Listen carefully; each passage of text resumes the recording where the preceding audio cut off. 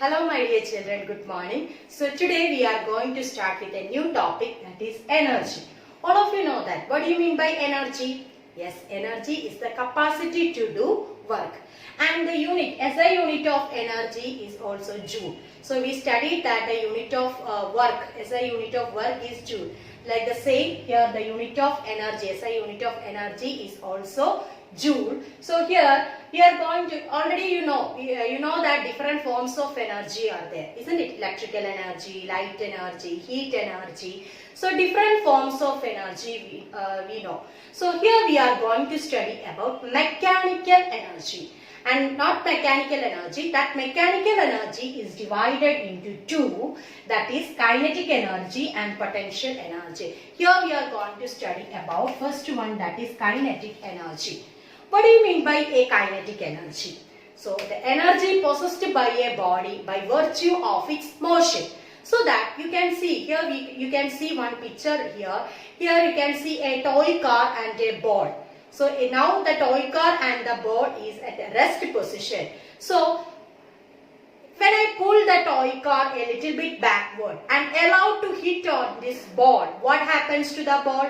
When we pull the toy car a little bit backward and allow to hit that ball, what happens? We all know that the ball will move forward. The ball will move forward. Can you tell me, how did this car get energy to do this? Yes, the car got the energy due to its motion. Due to that motion, the car hit that ball, isn't it? If there is no motion, means the car will not come and hit. Because we pull the backward a little bit and allow to hit that ball. At that time, what happens? The car will hit the ball and the ball moves forward, isn't it? So this car got the energy because of its motion. So the car got the ability to do work because of its motion. So here we can say that the energy possessed by a body by virtue of its motion, that is known as kinetic energy. Can you tell me some examples of kinetic energy from our daily life?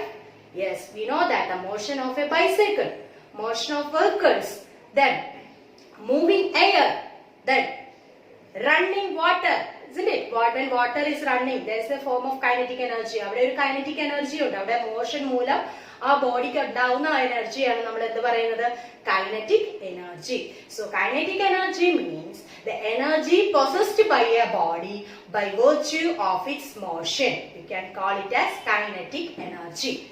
Then here you can see another picture, that a car, you can see one inclined angle there, inclined plane, and down, and that below we can see that a car is placed below that. So if we allow, and one powder tin or tin you can see over there, if we allow that tin to hit on this car, what happens? We know that definitely that car will move forward. So that time the displacement may be 2 meter or 2 centimeter, like that. If again we are repeating this experiment by filling some sand in that tin, at that time then we allow that tin to hit on that toy car. At that time we can see that the toy car moves forward more than the first case. ആദ്യത്തെ കേസിനേക്കാളും കുറച്ചുകൂടി distance, കുറച്ചുകൂടി displacement ആ കാറിന് ഉണ്ടായി. So we know that if the mass, change in velocity depends upon the mass of object, that you already learned, isn't it? If the mass of the object is increasing, change in velocity also increases. So here we are going to derive the formula for kinetic energy. So for that,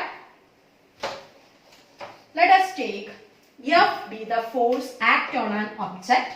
Let F be the force act on an object and S be its displacement of that object. S be its displacement. So that we can write W is equal to F into S. We already learned this equation. W is equal to F into S. This equation we can take it as 1.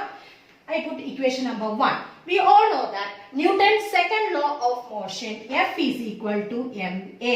According to Newton's second law of motion, F is equal to ma. This equation I am putting 2.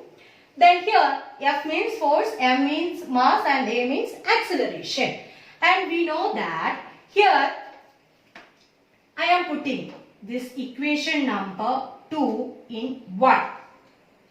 Here this is equation number 2. So this is equation number 1. So W is equal to, in the place of F, what is given here?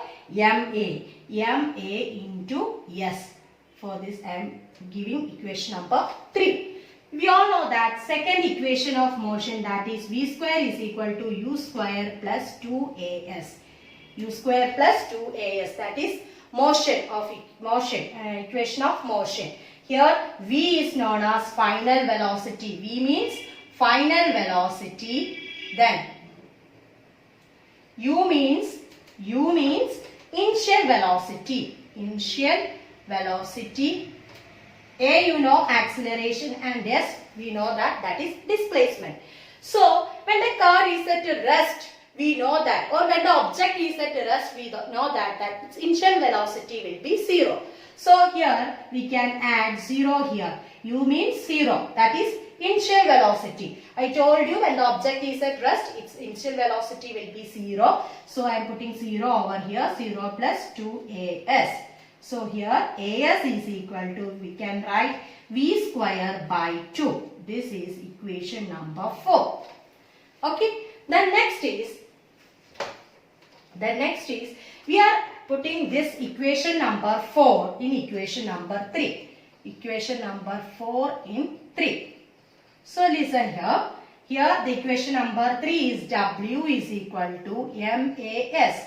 This is equation number 3, isn't it? So W is equal to M into, in the place of AS, we are adding V square by 2. V square by 2. So for a more convenient, we can write like this. W is equal to, for a more convenient way, we are writing like this, half mv square. So W is equal to half mv square. This work is the magnitude of the kinetic energy. So kinetic energy, we can say kinetic energy is equal to half mv square.